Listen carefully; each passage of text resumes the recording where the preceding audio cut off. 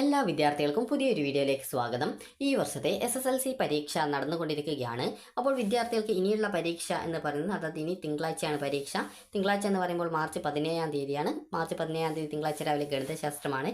രാവിലെ 9:30 മുതൽ 12:15 വരെയാണ് വിദ്യാർത്ഥികൾക്കുള്ള പരീക്ഷ. അപ്പോൾ വിദ്യാർത്ഥികൾ നന്നായിട്ട് മാർക്ക് എഴുതിയിട്ട് വാങ്ങിക്കാനായിട്ട് ശ്രദ്ധിക്കുക. അതുപോലെ തന്നെ നിങ്ങൾ എല്ലാ ക്വസ്റ്റ്യൻസും മിനിമം അറ്റൻഡ് ചെയ്യാൻ ശ്രദ്ധിക്കുക. അതുപോലെ നിങ്ങൾക്ക് അറിയാവുന്ന ആൻസേഴ്സ് എഴുതാനായിട്ട് പ്രത്യേകം ശ്രദ്ധിക്കുക. ഇനി വിദ്യാർത്ഥികൾ ചോദിക്കുന്ന പ്രധാനപ്പെട്ട കാര്യമാണ് SSLC സേ എന്താണ്, അതായത് SSLCയുടെ സേ പരീക്ഷ എന്താണ്, അതുപോലെ തന്നെ ഇത് ആരൊക്കെയാണ് എഴുതേണ്ടി വരിക, എത്ര മാർക്ക് കിട്ടിയാലാണ് ഈ ഒരു പരീക്ഷ, അതായത് എത്ര മാർക്കിൽ കുറവ് കിട്ടിയാലാണ് ഈ ഒരു പരീക്ഷ എഴുതേണ്ടതായിട്ട് വരിക എന്നിങ്ങനെയുള്ള വിദ്യാർത്ഥികൾ ചോദിക്കുന്ന പ്രധാനപ്പെട്ട സംശയമാണ്. അതുപോലെ ഇതിൻ്റെ അപേക്ഷ എപ്പോഴാണ് നൽകേണ്ടത് എന്നുള്ളത് നിങ്ങൾക്ക് ഈ ഒരു വീഡിയോ വഴി അറിയാൻ സാധിക്കുന്നതാണ്. അപ്പോൾ SSLCയുടെ സേ പരീക്ഷ എന്ന് പറയുന്നത് സേ എന്ന് പറഞ്ഞാൽ സേവ് എ ഇയർ എന്നുള്ളതാണ് ഈ ഒരു SSLC സേ പരീക്ഷയുടെ പൂർണ്ണ രൂപം. അപ്പോൾ വിദ്യാർത്ഥികൾക്ക് ഒരു വർഷം നഷ്ടപ്പെടാതെ ജയിക്കാൻ വേണ്ടിയിട്ടാണ് ഈ ഒരു SSLC സേ എന്നുള്ള രീതിയിൽ ഒരു പരീക്ഷ നടത്തുന്നത്. അപ്പോൾ വിദ്യാർത്ഥികൾ എത്ര സബ്ജക്റ്റ് തോറ്റിട്ടുണ്ടോ അത്രയും സബ്ജക്റ്റ് നിങ്ങൾക്ക് സേ പരീക്ഷ എഴുതാനായിട്ട് സാധിക്കുന്നതായിരിക്കും. അതുപോലെ തന്നെ നിങ്ങൾക്ക് 3 സബ്ജക്റ്റാണ് മിനിമം ഈ ഒരു സേ പരീക്ഷ എഴുതാനുള്ള അവസരം ഉണ്ടാവുക. എന്തെങ്കിലും മെഡിക്കൽ റീസണോ അല്ലെങ്കിൽ മറ്റെന്തെങ്കിലും ജെന്യൂൻ ആയിട്ടുള്ള റീസൺസ് ഉണ്ടെങ്കിൽ അത് തെളിയിക്കാൻ ആവശ്യമായിട്ടുള്ള സർട്ടിഫിക്കറ്റ് വില്ലേജ് ഓഫീസിൽ നിന്നോ അല്ലെങ്കിൽ ഡോക്ടറുടെ അടുത്ത് നിന്നോ നൽകിക്കഴിഞ്ഞാൽ നിങ്ങൾക്ക് 10 വിഷയം വേണമെങ്കിലും ഈ ഒരു സേ പരീക്ഷ എഴുതാൻ സാധിക്കും. അപ്പോൾ വിദ്യാർത്ഥികൾ ചോദിക്കുന്ന പ്രധാനപ്പെട്ട കാര്യം ആദ്യം നമുക്ക് നോക്കാം. SSLC തോൽക്കുന്ന വിദ്യാർത്ഥികൾ, അതായത് നിങ്ങൾ SSLC പരീക്ഷയിൽ തോൽക്കുന്ന വിദ്യാർത്ഥികൾക്ക് ഏത് ഗ്രേഡാണ് ഉണ്ടാവുക, ജയിക്കുന്ന വിദ്യാർത്ഥികൾക്ക് ഏത് ഗ്രേഡാണ് ഉണ്ടാവുക എന്നുള്ളത് വിദ്യാർത്ഥികൾക്ക് ഈ ഒരു വീഡിയോ വഴി മനസ്സിലാക്കാൻ സാധിക്കുന്നതാണ്. അപ്പോൾ SSLCയുടെ റിസൾട്ട് വരുന്ന സമയത്ത് വിദ്യാർത്ഥികളുടെ SSLC സർട്ടിഫിക്കറ്റിൽ അല്ലെങ്കിൽ റിസൾട്ടിൻ്റെ പ്രിൻ്റ് ഔട്ടിൽ നിങ്ങൾക്ക് ഓരോ സബ്ജക്റ്റിനും ഏത് ഗ്രേഡാണ് കിട്ടിയിട്ടുള്ളത് എന്നുള്ളതാണ് കാണാനായിട്ട് സാധിക്കുക. അപ്പോൾ നിങ്ങൾക്ക് കിട്ടിയിട്ടുള്ള ഗ്രേഡ് എന്ന് പറയുന്നത്, അതായത് നിങ്ങൾക്കിപ്പോൾ നിങ്ങളുടെ റിസൾട്ടിൽ ഇതുപോലെയാണ് ഉണ്ടാവുക. ഒന്നുകിൽ A+ അല്ലെങ്കിൽ A ഗ്രേഡ്, ഓരോ സബ്ജക്റ്റിൻ്റെ നേരെയും ഈ ഒരു രീതിയിലാണ് ഉണ്ടാവുക. അതായത് B+ അല്ലെങ്കിൽ B ഗ്രേഡ്, അതല്ലെങ്കിൽ C+ അല്ലെങ്കിൽ C ഗ്രേഡ്, അതല്ലെങ്കിൽ D+. അപ്പോൾ നിങ്ങൾക്ക് ഈ ഒരു ഗ്രേഡുകളിൽ ഏതെങ്കിലും ഒരു ഗ്രേഡായിരിക്കും നിങ്ങളുടെ റിസൾട്ടിൻ്റെ ആ ഒരു ഭാഗത്ത് ഉണ്ടാവുക. അപ്പോൾ വിദ്യാർത്ഥികൾക്ക് ഇതിൽ ഏത് ഗ്രേഡ് കിട്ടിക്കഴിഞ്ഞാലും, അതായത് A+ മുതൽ D+ വരെയുള്ള ഏത് ഗ്രേഡ് നിങ്ങൾക്ക് കിട്ടിക്കഴിഞ്ഞാലും നിങ്ങൾ SSLC പരീക്ഷ പാസ്സാവുന്നത് ആയിരിക്കും. അപ്പോൾ ഇങ്ങനെ വരുന്ന സാഹചര്യത്തിൽ നിങ്ങൾ ജയിച്ചു എന്ന് കണക്കാക്കാം. അപ്പോൾ നിങ്ങൾ പിന്നീട് ഈ ഒരു സേ പരീക്ഷ എഴുതേണ്ടതായിട്ട് വരുന്നത് ആയിരിക്കില്ല, കാരണം നിങ്ങൾ ഓൾറെഡി ജയിച്ചിട്ടുണ്ട്. അതുകൊണ്ട് തന്നെ നിങ്ങൾ പിന്നീട് സേ പരീക്ഷ എഴുതേണ്ടതായിട്ട് വരില്ല. ഇനി ആരൊക്കെയാണ് സേ പരീക്ഷ എഴുതേണ്ടതായിട്ട് വരിക എന്നുള്ള കാര്യം നമുക്ക് നോക്കാം. അപ്പോൾ SSLC പരീക്ഷയിൽ സേ പരീക്ഷ എഴുതേണ്ടതായിട്ട് വരുന്ന വിദ്യാർത്ഥികൾ എന്ന് പറയുന്നത് ഒന്നുകിൽ നിങ്ങൾക്ക് D ഗ്രേഡ് ആയിരിക്കണം കിട്ടിയിട്ടുള്ളത്, അതല്ലെങ്കിൽ E ഗ്രേഡ് ആയിരിക്കും കിട്ടിയിട്ടുള്ളത്. അപ്പോൾ ഇങ്ങനെയുള്ള വിദ്യാർത്ഥികൾ മാത്രമാണ് ഈ ഒരു SSLCയുടെ സേ പരീക്ഷ എഴുതേണ്ടത്. നിങ്ങൾക്ക് ഏതെങ്കിലും ഒരു വിഷയത്തിൻ്റെ ഗ്രേഡ്, അതായത് അതിൻ്റെ മാർക്ക് നോക്കിയിട്ടുള്ള ഗ്രേഡാണ് സർട്ടിഫിക്കറ്റിൽ ഉണ്ടാവുക. അപ്പോൾ അതിൽ നിങ്ങൾക്ക് ഏതെങ്കിലും ഒരു ഗ്രേഡ് D ഗ്രേഡോ അതല്ലെങ്കിൽ E ഗ്രേഡോ ആണ് കിട്ടിയിട്ടുള്ളതെങ്കിൽ വിദ്യാർത്ഥികൾ ആ ഒരു സബ്ജക്റ്റ് തോൽക്കുന്നതാണ്. ഇനി ഒരു DO EO ഗ്രേഡ് നിങ്ങൾക്ക് എത്ര മാർക്ക് കിട്ടിയാലാണ് നിങ്ങൾ തോൽക്കുന്നത് എന്നുള്ള കാര്യം നമുക്ക് നോക്കാം. അപ്പോൾ ഈ ഒരു 40 മാർക്കിൻ്റെ വിഷയം ആണെങ്കിൽ അതിൽ നിങ്ങൾക്ക് ജയിക്കാനായിട്ട് വേണ്ടത് ആകെ മാർക്കിൻ്റെ 30%, അതായത് 30% മാർക്കാണ്. അപ്പോൾ 40 മാർക്കും 10 മാർക്ക് CE ഉൾപ്പെടെ 50 മാർക്കിലാണ് പരീക്ഷയുടെയും അതുപോലെ CE മാർക്ക്. അത് CE എന്ന് പറഞ്ഞാൽ കണ്ടിന്യൂസ് ഇവാലുവേഷൻ ആണ് CE മാർക്ക് എന്ന് പറയുന്നത്. അപ്പോൾ ഈ ഒരു CE മാർക്ക് ഉൾപ്പെടെ നിങ്ങൾക്ക് ഈ ഒരു 40-ഉം 10 മാർക്ക് CE ഉൾപ്പെടെ 50-ലാണ്. 50-ൻ്റെ 30% എന്ന് പറയുന്നത് 15 മാർക്കാണ്. അപ്പോൾ ഈ ഒരു 15 മാർക്ക് നിങ്ങൾക്ക് CE ഉൾപ്പെടെ കിട്ടിയിട്ടുണ്ടെങ്കിൽ നിങ്ങൾ ഈ ഒരു പരീക്ഷ ജയിക്കും. എന്നാൽ ഈ ഒരു 15 മാർക്കിൽ കുറവ് ആയിട്ട് നിങ്ങൾക്ക് 14 അല്ലെങ്കിൽ 13 ഈ ഒരു രീതിയിലൊക്കെയാണ് CE ഉൾപ്പെടെ കിട്ടുന്നതെങ്കിൽ, അതായത് ഈ ഒരു D ഗ്രേഡോ അതല്ലെങ്കിൽ E ഗ്രേഡോ ആണ് നിങ്ങൾക്ക് ലഭ്യമാവുക. അപ്പോൾ ഇതിന് താഴെയായിട്ട് 15-ന് താഴെയായിട്ട് ഏത് ഗ്രേഡ് കിട്ടുകയാണെങ്കിലും ഒന്നുകിൽ D ഗ്രേഡ് ആയിരിക്കും അതല്ലെങ്കിൽ E ഗ്രേഡ് ആയിരിക്കും നിങ്ങൾക്ക് കിട്ടുക. ഇനി വിദ്യാർത്ഥികൾക്ക് ഇപ്പോൾ 80 മാർക്കിൻ്റെ വിഷയം ആണെങ്കിൽ, അതായത് 80 മാർക്കിൻ്റെ വിഷയം ആണെങ്കിൽ നമുക്ക് നോക്കാം. ഈ ഒരു 80 മാർക്കിൻ്റെ വിഷയം ആണെങ്കിൽ അതിൽ നിങ്ങൾക്ക് 20 മാർക്കാണ് CE വരുന്നത്. ടോട്ടൽ 100 മാർക്കിലാണ് ഈ ഒരു പരീക്ഷ വരിക. പരീക്ഷ 80-ലാണ് വരിക. CE മാർക്ക് അതായത് 20 മാർക്കിലാണ് വരിക. അതായത് CE എന്ന് പറയുമ്പോൾ ഇത് TE മാർക്ക്, അതായത് ടെർമിനൽ ഇവാലുവേഷൻ, അതുപോലെ തന്നെ ഇത് കണ്ടിന്യൂസ് ഇവാലുവേഷൻ CE മാർക്കാണ്.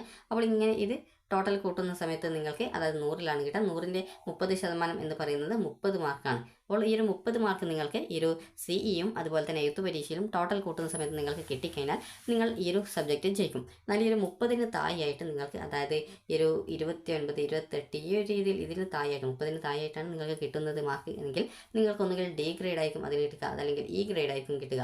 അപ്പോൾ ഈ ഒരു രീതിയിൽ DO EO ഗ്രേഡ് നിങ്ങൾക്ക് ആ ഒരു സബ്ജക്റ്റിന് 80-ലുള്ള ആ ഒരു മാർക്കിൻ്റെ സബ്ജക്റ്റിൽ കിട്ടിക്കഴിഞ്ഞാൽ നിങ്ങൾ സബ്ജക്റ്റ് തോൽക്കുന്നതാണ്. അപ്പോൾ അങ്ങനെയുള്ള വിദ്യാർത്ഥികൾ പിന്നീട് SSLCയുടെ സേ പരീക്ഷ എഴുതിയിട്ട് ജയിക്കാനായിട്ട് ശ്രമിക്കേണ്ടതാണ്. അപ്പോൾ ഈ ഒരു SSLCയുടെ സേ പരീക്ഷ എപ്പോഴാണ് ഉണ്ടാവുക എന്നുള്ള കാര്യം നോക്കാം. അപ്പോൾ കഴിഞ്ഞ വർഷം മെയ് 8-ാം തീയതിയോടെയൊക്കെയാണ് നിങ്ങളുടെ SSLCയുടെ റിസൾട്ട് വന്നിട്ടുണ്ടായിരുന്നത്. അപ്പോൾ SSLCയുടെ റിസൾട്ട് എപ്പോഴാണ് വരുന്നത് അതിനനുസരിച്ചിട്ടാണ് SSLC സേ പരീക്ഷയ്ക്കുള്ള അപേക്ഷ ഉണ്ടാവുക. റിസൾട്ട് വന്ന ശേഷം നിങ്ങൾ പ്രതീക്ഷിച്ച മാർക്ക് കിട്ടിയിട്ടില്ല എങ്കിൽ SSLCയുടെ റീവാലുവേഷൻ അതല്ലെങ്കിൽ സൂക്ഷ്മ പരിശോധന അല്ലെങ്കിൽ ഫോട്ടോ കോപ്പി എന്നിവയ്ക്കുള്ള അപേക്ഷ സമർപ്പിക്കാവുന്നതാണ്. റീവാലുവേഷൻ അപേക്ഷിച്ച് നിങ്ങൾക്ക് മാർക്ക് കൂടുകയാണ്, ചേഞ്ച് വരികയാണെങ്കിൽ നിങ്ങൾ അടച്ച പൈസ തിരികെ കിട്ടും. റീവാലുവേഷൻ 400 രൂപയാണ് ഫീസ് വരിക. എങ്ങനെയാണ് ഈ ഒരു പൈസ തിരികെ കിട്ടുക എന്ന് നോക്കാം. നിങ്ങൾക്ക് A+ ആണ് നിങ്ങൾ എക്സ്പെക്ട് ചെയ്തത്, അത് പ്രതീക്ഷിച്ചത്. റിസൾട്ട് വന്ന സമയത്ത് നിങ്ങൾക്കൊന്നുകിൽ ഒരു A ഗ്രേഡ് ഒക്കെയാണ് കിട്ടിയത്. അപ്പോൾ നിങ്ങൾ അപേക്ഷ സമർപ്പിച്ചു, റീവാലുവേഷൻ അപേക്ഷിച്ചു, ചെക്ക് ചെയ്ത് നോക്കുമ്പോൾ അത് A+ തന്നെയായിട്ട് കൂടിയിട്ടുണ്ടെങ്കിൽ ആ ഒരു പൈസ തിരിച്ചിട്ടു. ഇനി അതുപോലെ തന്നെ നിങ്ങൾക്കിപ്പോൾ ഒരു B ഗ്രേഡ് ആണെന്ന് കരുതുക. B ഗ്രേഡ് നിങ്ങൾ റീവാലുവേഷൻ അപേക്ഷിച്ചു, എന്നാൽ നിങ്ങൾക്ക് റിസൾട്ട് വന്നപ്പോൾ അത് A ഗ്രേഡ് ആയിട്ട് കിട്ടിയിട്ടുണ്ട്, അതല്ലെങ്കിൽ B+ ആയിട്ട് കിട്ടിയിട്ടുണ്ട്. അതായത് നിങ്ങൾക്ക് ഗ്രേഡിൽ കൂടുതൽ ഗ്രേഡാണ് റീവാലുവേഷൻ ശേഷം കിട്ടുന്നതെങ്കിൽ നിങ്ങൾ അടച്ച പൈസ തിരികെ കിട്ടും. എന്നാൽ നിങ്ങൾക്കിപ്പോൾ ഒരു ഉദാഹരണത്തിന് നിങ്ങൾക്ക് B+ ഗ്രേഡാണ്, നിങ്ങൾ റീവാലുവേഷൻ അപേക്ഷിച്ച സമയത്ത് അതൊരു C ഗ്രേഡിൻ്റേത് മാത്രമേ ഉള്ളൂ എങ്കിൽ ആ ഒരു പൈസ തിരിച്ച് കിട്ടില്ല. എന്നാൽ നിങ്ങളുടെ ഗ്രേഡ് ആദ്യത്തെ ആ ഒരു കൂടിയ ഗ്രേഡായിരിക്കും. B+ ഗ്രേഡ് ആണെങ്കിൽ ആ ഒരു B+ ഗ്രേഡായിട്ടായിരിക്കും ഉണ്ടാവുക. അപ്പോൾ ഈ ഒരു രീതിയിലാണ് റീവാലുവേഷൻ്റെ കാര്യങ്ങൾ വരുന്നത്. അതുപോലെ സ്ക്രൂട്ടിനി ആണെങ്കിലും ഫോട്ടോ കോപ്പി ആണെങ്കിൽ നിങ്ങൾ ഫോട്ടോ കോപ്പി എന്ന് പറഞ്ഞാൽ നിങ്ങളുടെ ആൻസർ ഷീറ്റിൻ്റെ കോപ്പിയാണ്. അതുപോലെ തന്നെ ഈ സ്ക്രൂട്ടിനി അതായത് സൂക്ഷ്മ പരിശോധന എന്ന് പറഞ്ഞാൽ നിങ്ങളുടെ പേപ്പർ വീണ്ടും വാലുവേഷൻ ചെയ്യുന്നതാണ്. റീവാലുവേഷൻ അപേക്ഷിക്കുന്ന വിദ്യാർത്ഥികൾ വീണ്ടും സ്ക്രൂട്ടിനിക്ക് കൂടി അപേക്ഷ സമർപ്പിക്കേണ്ടതില്ല. ഓൺലൈനായിട്ടാണ് ഈ ഒരു അപേക്ഷ സമർപ്പിക്കേണ്ടത്. അപ്പോൾ വിദ്യാർത്ഥികൾക്ക് അതുപോലെ അതിൻ്റെ പ്രിൻ്റ് ഔട്ട് സ്കൂളുകളിൽ കൊണ്ടുപോയിട്ട് നൽകുകയും ചെയ്യേണ്ടതായിട്ടുണ്ട്. അപ്പോൾ വിദ്യാർത്ഥികൾക്ക് ഇനി SSLCയുടെ സേ പരീക്ഷയുടെ കാര്യം നോക്കാം. SSLC സേ പരീക്ഷ എഴുതേണ്ടത് നിങ്ങൾക്ക് ആരൊക്കെയാണ് സേ പരീക്ഷ എഴുതേണ്ടത് എന്ന് മനസ്സിലായിട്ടുണ്ടാകും. D ഗ്രേഡോ അല്ലെങ്കിൽ E ഗ്രേഡോ ഈ ഒരു റിസൾട്ട് വരുന്ന സമയത്ത് ഏതെങ്കിലും ഒരു വിഷയത്തിന് കിട്ടിയിട്ടുണ്ടെങ്കിൽ അങ്ങനെയുള്ള വിദ്യാർത്ഥികളാണ് ഈ ഒരു SSLCയുടെ സേ പരീക്ഷ എഴുതേണ്ടത്. നിങ്ങളുടെ SSLC റിസൾട്ട് ഏകദേശം മെയ് 8-ന് ശേഷമോ അല്ലെങ്കിൽ അതിന് മുൻപായിട്ട് വരും. അപ്പോൾ വിദ്യാർത്ഥികൾക്ക് ആ റിസൾട്ട് വന്ന ശേഷം പിന്നീട് 2 ദിവസത്തിന് ശേഷം പിന്നീട് നിങ്ങൾക്ക് ഈ ഒരു SSLC സേ പരീക്ഷയ്ക്കുള്ള അപേക്ഷ നിങ്ങളുടെ സ്കൂളിലെ പ്രിൻസിപ്പളുള്ള ഹെഡ് മാസ്റ്റർക്ക് നൽകാവുന്നതാണ്. അതായത് നിങ്ങൾ ഏത് സ്കൂളിലാണോ പഠിച്ചത് 10ാം ക്ലാസ് ആ ഒരു സ്കൂളിലെ ഹെഡ് മാസ്റ്റർക്കാണ് ഈ ഒരു സേ പരീക്ഷയ്ക്കുള്ള അപേക്ഷ സമർപ്പിക്കേണ്ടത്. അപ്പോൾ വിദ്യാർത്ഥികൾക്ക് 3 വിഷയം വരെയാണ് മാക്സിമം ഈ ഒരു സേ പരീക്ഷ എഴുതാൻ പറ്റുക.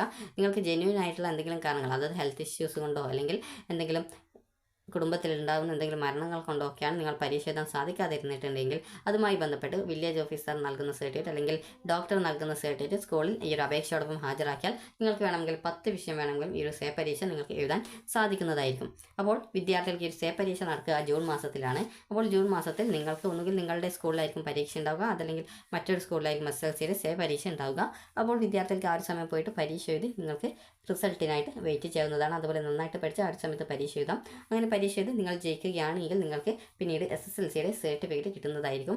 അപ്പോൾ SSLCയുടെ സർട്ടിഫിക്കറ്റ് നിങ്ങൾക്ക് കിട്ടിയ ശേഷം പിന്നീട് നിങ്ങൾക്ക് +1 അലോട്ട്മെൻറ്റിനുള്ള അപേക്ഷകൾ സമർപ്പിക്കാൻ സാധിക്കുന്നതാണ്.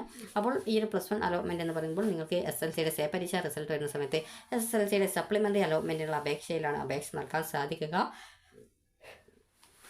അപ്പോൾ ആ ഒരു സമയത്ത് നിരവധി സീറ്റുകൾ വാക്കൻസി ഒക്കെ ഉണ്ടാകും. അപ്പോൾ നിങ്ങൾക്ക് താല്പര്യമുള്ള സ്കൂളുകളിൽ ഇഷ്ടപ്പെട്ട കോഴ്സ് കോമ്പിനേഷനുകളിലേക്ക് നിങ്ങൾക്ക് ആ ഒരു സമയം അപേക്ഷ സമർപ്പിക്കാൻ സാധിക്കും. അപ്പോൾ വിദ്യാർത്ഥികൾക്ക് ഈ ഒരു SSLC സേ പരീക്ഷ ആരൊക്കെയാണ് എഴുതേണ്ടത് എന്നുള്ളത് കൃത്യമായിട്ട് മനസ്സിലായിട്ടുണ്ടാകുമെന്ന് കരുതുന്നു. അതായത് വിദ്യാർത്ഥികൾക്ക് D ഗ്രേഡോ അല്ലെങ്കിൽ E ഗ്രേഡോ നിങ്ങൾക്ക് റിസൾട്ടിൽ എവിടെയെങ്കിലും ഏതെങ്കിലും സബ്ജക്റ്റിന് കിട്ടുകയാണെങ്കിൽ അല്ലെങ്കിൽ ഈ ഒരു സേ പരീക്ഷ എഴുതേണ്ടത് ഈ ഒരു DO EO കിട്ടണം എന്നുണ്ടെങ്കിൽ നിങ്ങൾക്ക് അതായത് അത്രയും മാർക്ക് കുറവുണ്ടായിരിക്കണം. അതായത് 80 മാർക്കിൻ്റെ സബ്ജക്റ്റ് ആണെങ്കിൽ അതിൽ നിങ്ങൾക്ക് 30 മാർക്കിന് താഴെ, അതായത് 29 മാർക്ക് 28 മാർക്ക് ഇതിനൊക്കെ കിട്ടുകയാണെങ്കിൽ നിങ്ങൾക്ക് ഈ ഒരു DO EO ഗ്രേഡാണ് കിട്ടുക. അതുപോലെ തന്നെ 40 മാർക്കിൻ്റെ സബ്ജക്റ്റ് ആണെങ്കിൽ അതിൽ 15 മാർക്കിന് താഴെയാണ് നിങ്ങൾ കിട്ടുന്നത്, അതായത് 14 മാർക്ക് അതുപോലെ 13 മാർക്ക് 12 മാർക്ക് ഈ രീതിയിലൊക്കെ ആണെങ്കിൽ DO EO കിട്ടി നിങ്ങൾ ആ ഒരു സബ്ജക്റ്റ് തോൽക്കും. അപ്പോൾ നിങ്ങളുടെ റിസൾട്ട് വരുന്ന സമയത്ത് നിങ്ങൾക്ക് DO EO ഗ്രേഡ് കിട്ടുകയാണെങ്കിൽ മാത്രമാണ് നിങ്ങൾ ഈ ഒരു സേ പരീക്ഷ എഴുതേണ്ടതായിട്ടുള്ളത്. അപ്പോൾ വിദ്യാർത്ഥികൾക്ക് ഈ ഒരു വീഡിയോ ഉപകാരപ്രദമായിട്ടുണ്ടെങ്കിൽ ലൈക്ക് ചെയ്യുക, ഷെയർ ചെയ്യുക. Thank you for watching.